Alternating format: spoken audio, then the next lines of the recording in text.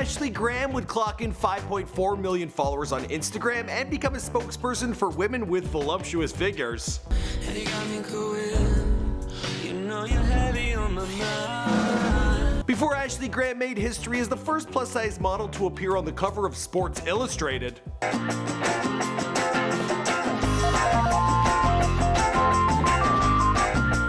Before Ashley Graham would appear on the Ellen DeGeneres Show, Late Night with Seth Meyers, MTV's Made, and become an official judge on America's Next Top Model. Do you have what it takes to be America's Next Top Model?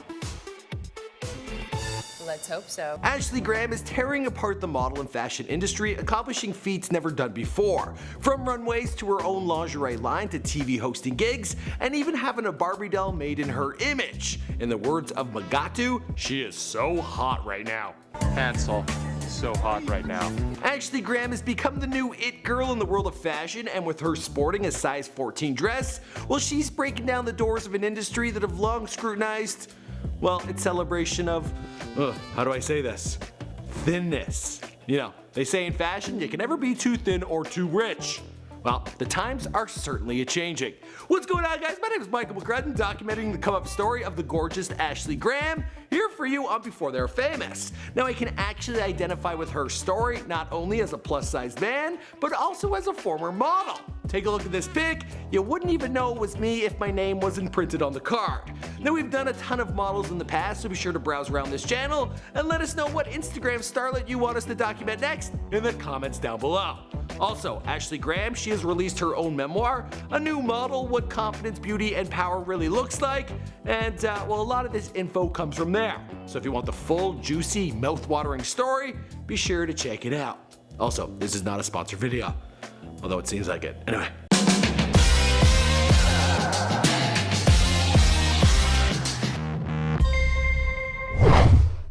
Ashley Graham was born on October 30th, 1987 in Lincoln, Nebraska.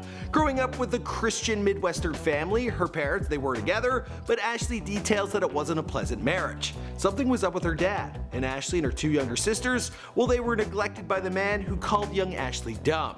She attended Scott Middle School from 1999 to 2002 and attended Lincoln Southwest High School from 2002 to 2005. Growing up, Ashley began developing at a rather young age. By 10, she was already maturing into a woman.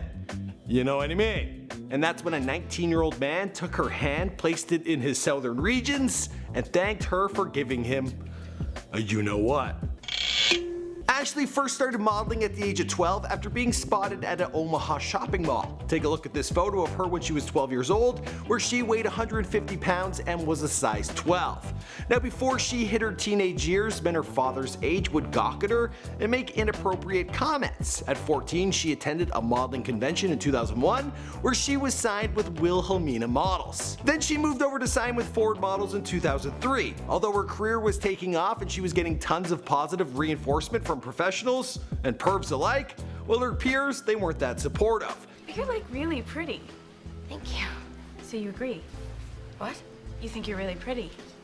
Oh, I don't know. Girls would call her thunder thighs, cottage cheese thighs, and taunted beep beep beep, wide load coming through, while she walked down the hallway. Not nice. Her first boyfriend dumped her at 16 because she wouldn't have sex with him and told her that he was concerned that she would grow up to be as fat as his mom.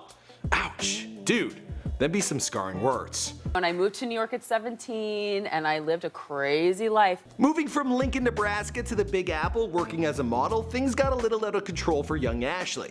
She was making $100,000 a year at work, but in her after hours she was experimenting with cocaine and ecstasy. She would flash bouncers to get into clubs. Then one night she was hospitalized for alcohol abuse. She was spending money on designer clothes and racking up bar tabs in excess of $2,500, which is ridiculous. I mean, if you're a model, you don't need to be paying for drinks or buying rounds for everyone else.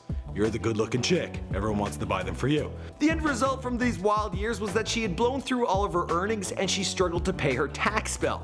On top of this, she went from a size 14 to a size 18. During this time, she was also recklessly sleeping around. She felt she needed the attention and reassurance from men that she had never received from her father growing up. This resulted in a huge number of empty hookups. At 19, she got into a serious relationship with a web designer who was fond of the booze and domestic abuse. One time, he even chased her with a butcher knife. Eventually, enough was enough, and Ashley decided to get her life in order.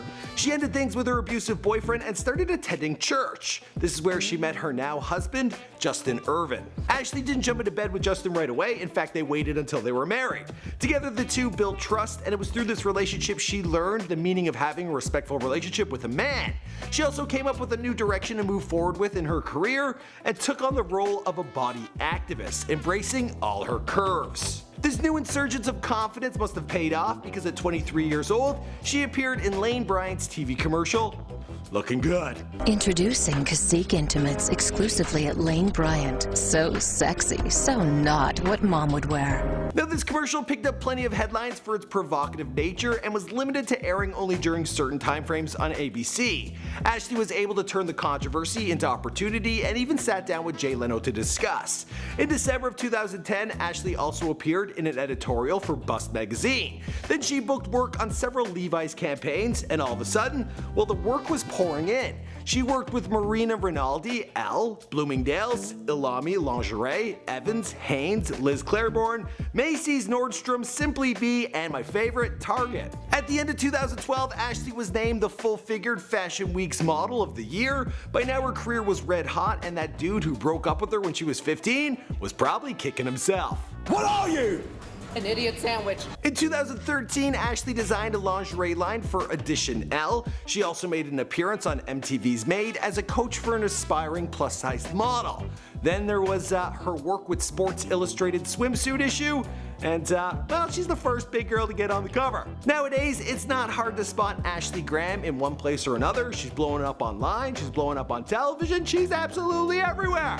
As for the rest of the story, well, that's pretty much it because this is before they're famous. My name is Michael McCrudden and we make all sorts of biography videos here for you on this channel. Be sure to browse around, hit subscribe, and I'll see you guys in another video. Boom! By 10, she was already maturing into a woman. You know what I mean?